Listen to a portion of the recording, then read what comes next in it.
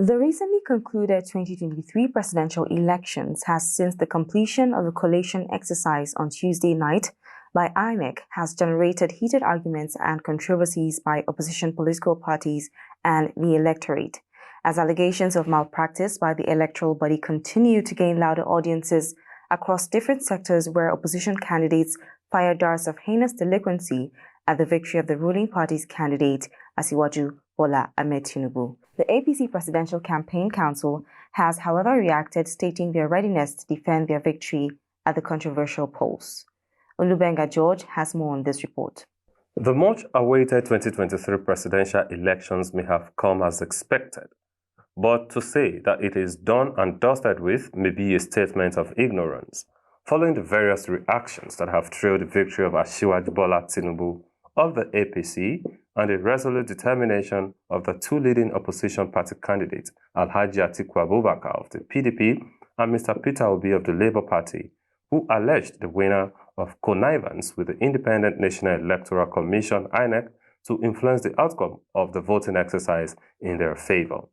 Reacting to allegations at a press briefing in Abuja earlier today, Advisor, Media and Communication, APC Presidential Campaign Council, Mr. Dele Alake, said his party is not ignorant of the mischievous act of the Labour Party in several parts of the country where it intentionally denied voters and supporters of APC from exercising their franchise during the elections. He also accused the two candidates of trying to incite the Nigerian people so as to cause chaos that will disturb the peace of the country. Yeah, you know, when Festus was telling us about the atrocities and irregularities that took place in the southeast, I forgot to let you know that we actually have an ocular example of such irregularities and, in fact, violence that was visited on one of our candidates for the House of Representatives in Anambra State. And the woman is here. She's standing right before you.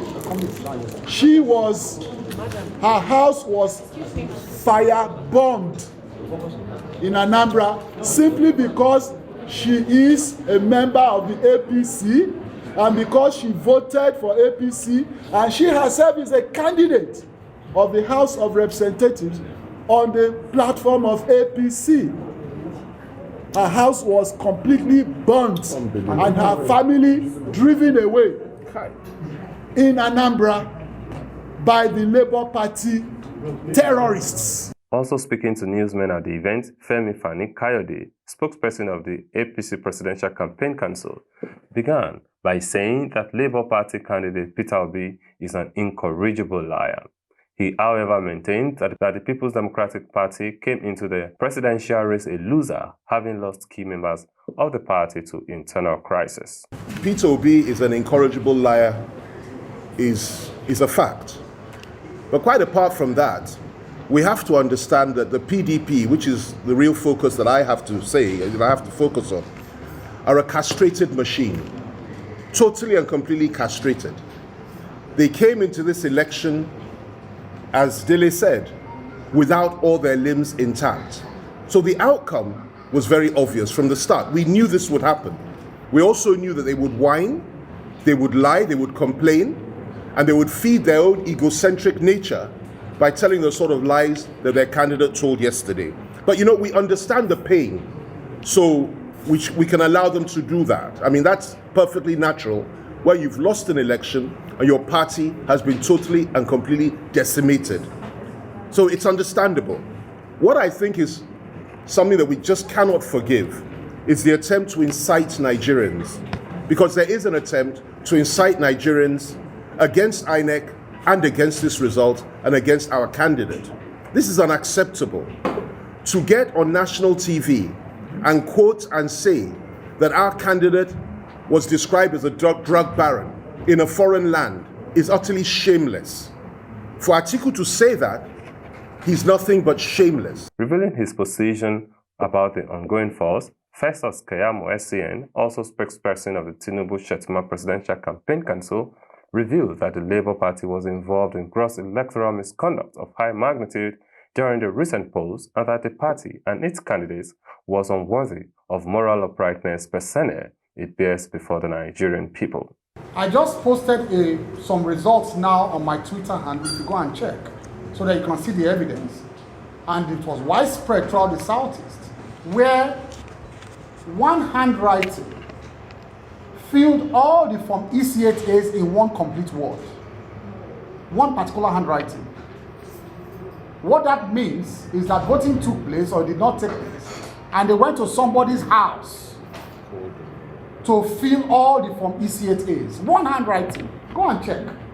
And these are people who are coming, and pretend to be on the moral high ground.